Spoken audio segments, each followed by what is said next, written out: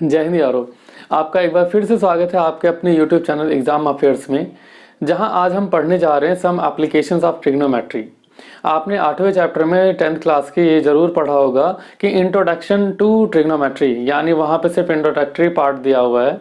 और मैं आपको बता दूं कि यहाँ जो 10th क्लास में आप ट्रिग्नोमेट्री पढ़ेंगे वो सिर्फ 90 डिग्री एंगल तक ही है, यानी 0, 30, 45, 60 और 90। यानी इससे ये साबित हो जाता है कि हम जो भी एप्लीकेशंस पढ़ने वाले हैं वो सिर्फ और सिर्फ राइट एंगल ट्रायंगल में ही होगा, ठीक है, इसके अलावा किसी और में नहीं होगा। तो यहाँ मैंने ट्रायंगल बना रखा है। यहाँ ट्रायंगल में देख सकते हैं आप, एक एंगल थीटा दिया हुआ है मैंने, और यहाँ पे 90 डिग्री का एंगल बनेगा, ठीक है, 90 डिग्री का एंगल बनेगा। तो उसी केस में हम पाइथागोरस ट्रिपलेट लगा सकते हैं। कुल मिला के 10th क्लास की जो ट्रिग्नोमेट्री है वहां तक जाती है जहां तक पाइथागोरस ट्रिपलेट लग सकता है, यानी पाइथागोरस ट्रिक लग सकता है, ठीक है। तो ये वाला हिस्सा बेस हो जाता है, ये वाला हिस्सा 90 डिग्री के सामने वाली साइड हमेशा हाइपोटेनस रहती है, यानी कर्ण हो जाती है, और ये परपेंडिकुलर यानी लंब हो जाता है, जो 90 डिग्री का एंगल बनाता है वो भी बेस से, ठीक है, वो भी बेस से। अब कुछ बातें पहले जान लेते हैं। जो ट्रिग्नोमेट्रिक रेशियोज थे वो क्या क्या थे? Sine theta, cos theta, tan theta, उसके बाद कॉट थीटा, फिर था सेक थीटा, फिर था कोसेक थीटा,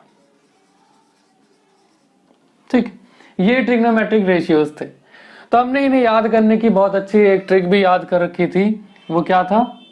पंडित बद्री प्रसाद हर हर बोले, सोना चांदी तोले, ठीक है। यहां से आप ये देख सकते हैं S for sine, C for cos, T for tan, और ये रेशियो दिया हुआ है, ठीक है। जब हम साइन की बात करेंगे, साइन थीटा की बात करेंगे, तो क्या हो जाएगा? परपेंडिकुलर अपॉन हाइपोटेनस, यानी परपेंडिकुलर अपॉन हाइपोटेनस हो जाएगा, यानी P/H हो जाएगा। कॉस थीटा की बात करेंगे तो B/H हो जाएगा, यानी बेस अपॉन हाइपोटेनस हो जाएगा। और हम टैन थीटा की बात करेंगे तो परपेंडिकुलर अपॉन बेस हो जाएगा, यानी P/B हो जाएगा। अब जरा ध्यान दीजिए, इसके बाद तो इसमें कुछ है नहीं, लेकिन अब क्या करेंगे, हमें पता है टैन थीटा और साइन थीटा और कॉस थीटा का जो अगर हम रेसिप्रोकल कर देंगे, ठीक है, अगर हम रेसिप्रोकल कर देंगे तो उससे बाद वाली वैल्यूज हमें पता लग जाएगी। कौन सी? Cot theta, sec theta, cosec theta. तो जरा कॉट थीटा निकालते हैं, टैन का रेसिप्रोकल करते हैं तो हो जाएगा base upon perpendicular. Sec theta cos का रेसिप्रोकल करेंगे, हाइपोटेनस अपॉन बेस हो जाएगा। और कोसेक थीटा साइन का रेसिप्रोकल करेंगे, हाइपोटेनस अपॉन परपेंडिकुलर हो जाएगा, ठीक है। ये इतने रेशियोज आपने बिल्कुल पढ़े हैं 8th चैप्टर के अंदर। अब चलते हैं थोड़ा सा आगे। इसमें इस वाले चैप्टर में क्या है? इस वाले चैप्टर में ये दिया हुआ है कि कभी वो बेस को दे देगा, कभी वो हाइपोटेनस को दे देगा, कभी परपेंडिकुलर को दे देगा, और आपको एक एंगल बताया जाएगा, यानी एक एंगल और एक कोई सी हाइट दी जाएगी और बाकी चीजें आपसे पूछ ली जाएंगी। तो चलिए शुरू करते हैं कि कैसे हम उन चीजों को फाइंड करेंगे जो चीजें हमसे पूछी जाएंगी। और हाँ, यहाँ पे एंगल याद करना बहुत ही जरूरी हो जाता है। एंगल याद करना यहाँ पे बहुत ही जरूरी हो जाता है। और जब ये चैप्टर पढ़ रहे होंगे तो इसमें 90% जो सवाल है वो सिर्फ टैन और कॉट के इर्द गिर्द घूमता है। 90% सवाल जो है टैन और कॉट के इर्द गिर्द घूमता है। और एंगल्स याद रखने हैं आपने। एंगल्स कैसे याद रखेंगे, मैं एंगल्स एक बार फिर से बता देता हूं कैसे एंगल्स याद रखेंगे। यहां मैं लिखता हूं साइन, कॉस, टैन, कॉट, सेक, और यहां बन जाएगा कोसेक। यहां एंगल्स लिखते हैं 0 डिग्री, 30 डिग्री, 45 डिग्री, 60 डिग्री और 90 डिग्री। तो सबसे पहले एक बात मैंने बताई थी कि हम साइन का रेशियो याद कर लेते हैं, साइन के एंगल्स याद कर लेते हैं तो सब पता लग जाएगा। तो वैल्यू निकालने की ट्रिक क्या थी? 0, 1, 2, 3 और 4 लिखेंगे। अपॉन में सबको 4 लिखेंगे हम, अपॉन में सबको 4, उसके बाद अंडर रूट करेंगे, उसके बाद अंडर रूट करेंगे। तो 0/4 की वैल्यू 0, 1/4 का अंडर रूट करेंगे तो 1/2 आ जाएगा, 2/4 का अंडर रूट करेंगे 1/√2 आ जाएगा, 3/4 का अंडर रूट करेंगे √3/2 आ जाएगा, और 4/4 का अंडर रूट करेंगे 1 आ जाएगा। इसका मतलब यहां से क्या हुआ, हमने साइन की वैल्यूज निकाल ली, हमने साइन के एंगल के हिसाब से वैल्यूज निकाल ली। हमें पता है कॉस की वैल्यूज निकालनी है, जस्ट इसका अपोजिट कर दो, कॉस की वैल्यूज जो भी निकालनी है जस्ट इसका अपोजिट कर दो। 90 पे 1 है तो 0 पे 1 हो जाएगा, 60 पे √3/2 है, ये 30 पे √3/2 हो जाएगा, 45 पे 1/√2 तो ये 45 पे 1/√2, 30 पे 1/2 है तो 60 पे 1/2 हो जाएगा, 0 पे 0 है साइन में, ठीक है, तो यहाँ 90 पे 0 हो जाएगा। अब यहां से आपको दो एंगल्स पता लग गए, ठीक है। अब tan निकालने का क्या फॉर्मूला होता था, आपको पता है कि tan थीटा बराबर क्या होता है, sin theta upon cos theta.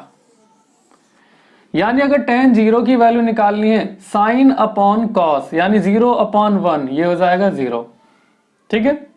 30 की tan 30 की वैल्यू निकालनी है 1/2 अपॉन √3/2, ये बन जाएगा 1/√3। 45 की वैल्यू निकालनी है, ये आपस में कट जाएंगी 1 हो जाएगा। 60 की वैल्यू निकालनी है √3 हो जाएगा। और अगर tan 90 की वैल्यू निकालनी है 1/0 नॉट डिफाइंड हो जाएगा, नॉट डिफाइंड हो जाएगा। अब यहां से चीजें आसान हो जाती हैं। अब मुझे कॉट की वैल्यू चाहिए तो क्या करेंगे, कॉट क्या हो जाएगा, tan का रेसिप्रोकल हो जाएगा, ठीक है, tan का रेसिप्रोकल हो जाएगा 1/0 हो जाएगा, तो ये बन जाएगी वैल्यू नॉट डिफाइंड, ठीक है। इसका रेसिप्रोकल करेंगे √3, इसका रेसिप्रोकल करोगे 1 हो जाएगा, इसका रेसिप्रोकल करोगे 1/√3 हो जाएगा, और इसका रेसिप्रोकल करोगे यानी ये क्या था 1/0 था, तो ये क्या हो जाएगा 0 हो जाएगा, यहां 0 हो जाएगा, ठीक है। अब सेक की बात कर लेते हैं, साइन का रेसिप्रोकल कर दो, ठीक है।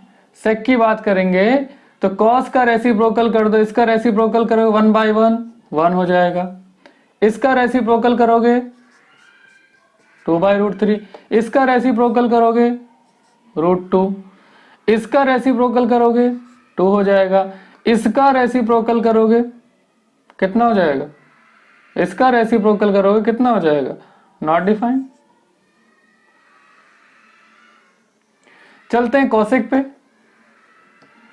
कॉसेक बनेगा साइन से, साइन का रेसिप्रोकल कर दो नॉट डिफाइंड, इसका रेसिप्रोकल करो 2 बन जाएगा, इसका रेसिप्रोकल करो √2 बन जाएगा, इसका रेसिप्रोकल करो 2/√3 बन जाएगा, इसका रेसिप्रोकल करो 1 बन जाएगा।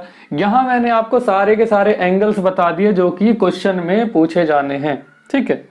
फिर भी बार बार मैं बोल रहा हूं, tan और cot से रिलेटेड 90% सवाल होंगे आपके इस चैप्टर के अंदर, ठीक है। ये मैं मिटा देता हूं, होप्स हो कि सबके समझ में आ रहा होगा मैं क्या यहाँ पे लिख रहा हूं, क्या बताना चाह रहा हूं, कॉपी में नोट करते रहिए। और जो जो इस चैनल पे नया हो, जो इस चैनल को देख रहा है, वो इस चैनल को सब्सक्राइब जरूर कर लीजिएगा। अब चलते हैं जरा इसमें सीखते हैं angle of elevation and angle of depression. बहुत सारे केसेस ऐसे आते हैं कि कोई आदमी खिड़की पे खड़ा है, ठीक है, छत पे खिड़की के किनारे खड़ा है, खिड़की पे खड़ा है, सामने से किसी चीज को देख रहा है, सामने से किसी चीज को देख रहा है, ऐसा समझिए ये है बिल्डिंग, ठीक है। यहां पे खिड़की है, यहां पे कोई आदमी खड़ा है, और यहां से कोई गाड़ी आ रही है और इस गाड़ी को देख रहा है, गाड़ी इसी तरफ तो आ रही। जब उसने गाड़ी को देखा, जब उसने गाड़ी को देखा तो एंगल कितने डिग्री का था, एंगल कितने डिग्री का था, 30 डिग्री का। और धीरे धीरे गाड़ी अब रुकी तो है नहीं, गाड़ी यहां आ गई है, गाड़ी यहां पहुंच गई। अब यहां पे देख रहे हैं तो एंगल बदल रहा है भाई, इसी को ही फाइंड करना है। जब यहां देखा तो एंगल अलग है, यहां देखा तो एंगल अलग है, तो कुछ तो डिफरेंस हो रहा है ना, यानी एंगल में डिफरेंस आ रहा है। तो अगर कोई ऊपर से नीचे की तरफ देखता है, ऊपर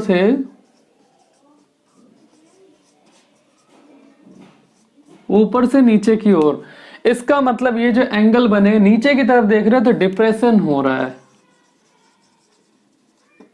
इसे बोलते हैं एंगल ऑफ डिप्रेशन, यानी हिंदी में बोलेंगे अवनमन कोण।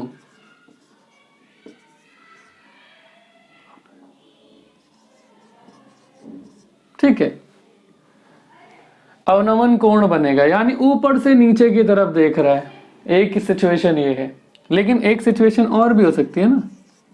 यहां से कार से आता हुआ बंदा, खिड़की पे खड़ी है उसकी गर्लफ्रेंड, ठीक है, खिड़की पे उसकी गर्लफ्रेंड खड़ी है, अब वो यहां से झांक ले रहा है भाई, यहां से वो एकदम झांक ले रहा है। तो यानी यहां से नीचे से जब कोई ऊपर की तरफ देखेगा तो क्या, जब नीचे से, यानी नीचे से ऊपर की ओर, नीचे से जब ऊपर की ओर देखेंगे तब ये बनेगा एंगल ऑफ एलिवेशन। ठीक है, ये बनेगा angle of elevation. Angle of elevation नीचे से ऊपर की तरफ। तो जब नीचे से ऊपर की तरफ देख रहे हैं तो एंगल बनाना वेरी इजी। मान लेते हैं अभी इतनी दूर से देख रहा था तो 30 डिग्री का एंगल बन गया। अब जब वो पास में आया तो ये 60 डिग्री का एंगल बन गया। ठीक है, 60 डिग्री का एंगल बन गया। अब जरा यहां पे ध्यान दीजिएगा, यहां पे ध्यान देने वाली क्या बात है, यहां पे ध्यान देने वाली बात यह है कि नीचे से तो जब कोई देख रहा है तब तो हम बड़े आसानी से, नीचे से जब कोई देख रहा है तब तो हम बड़े आसानी से क्या कर रहे हैं कि एंगल को फाइंड कर ले रहे हैं। 30 डिग्री ये बन रहा है और 60 डिग्री इधर बन गया आने पे। ठीक है, अब लेकिन एक बात है, क्या हो रहा है कि जब ऊपर से कोई देख रहा होगा, ठीक है, जब कोई ऊपर से देख रहा होगा तब एंगल कहां से बनाएंगे, ऊपर से एंगल कैसे बन सकता है, तो ऊपर से एंगल ऐसे बनेगा कि जब आपकी आंखें जो हैं, अपनी आंखों का आप रेफरेंस लोगे, ठीक है, रेफरेंस, अपनी आंखों का हमेशा रेफरेंस लोगे। मान लेते हैं ये देख रहे थे, आंखों का रेफरेंस है। और क्या बात है कि जब आप इतनी दूर वाले हिस्से को देख रहे थे और जो रेफरेंस होगा ये समझो कि आंखों के बराबर में एकदम पैरेलल लाइन ऐसे खिंची हुई है, और इससे अगर आप नीचे की तरफ देखते हो तो ये बनता है अवनमन कोण यानी एंगल ऑफ डिप्रेशन। ऊपर की तरफ देखते हो तो एंगल ऑफ एलिवेशन बनता है। ठीक है, यानी आंखों का रेफरेंस लेके चलना है। आंखों का रेफरेंस क्या होगा, parallel to the surface of the earth, यानी एकदम पैरेलल है। ठीक है, तो यहां से जब बड़ी गाड़ी को देख रहा था, इतनी दूर थी, तो यहां से एंगल कितने डिग्री का बन रहा था, 30 डिग्री का। हमने पैरेलल लाइन कंसेप्ट पढ़ा हुआ है, यानी इधर जितने डिग्री का एंगल बनेगा, इधर 30 डिग्री का एंगल बन रहा था, इसका मतलब इधर यहां भी 30 डिग्री का बनेगा, तो हमने 30 डिग्री बना लिया। गाड़ी थोड़ी सी आगे आती है तो एंगल ऑफ डिप्रेशन चेंज हो जाता है 60 डिग्री का। अगर यहाँ 60 डिग्री का बन रहा है जिसका मतलब यहाँ भी 60 डिग्री का ही एंगल बनेगा। ठीक है, यहाँ भी 60 डिग्री का एंगल ही बनेगा। समझ में तो आ ही रही होगी बात। अब जरा देख लेते हैं अपने रोज मर्रा की जिंदगी में, यानी जो रोज रोज हम काम करते रहते हैं। अब पतंग उड़ाते हैं, जब यहां पे खड़ा कोई बंदा पतंग को उड़ा रहा है और पतंग को ऐसे उड़ा रहा है, ठीक है, और इधर देख रहा है इसे, यानी कि ये क्या हो रहा है, सवाल के हिसाब से अगर सवाल में दे दिया जाता है कि लड़के की जो हाइट है, हाइट 2 मीटर है, ऐसा मान लेते हैं लड़के की हाइट 2 मीटर है, तब तो हमारा जो रेफरेंस हो जाएगा उसकी हाइट हो जाएगी, जो रेफरेंस हो जाएगा उसकी हाइट हो जाएगी।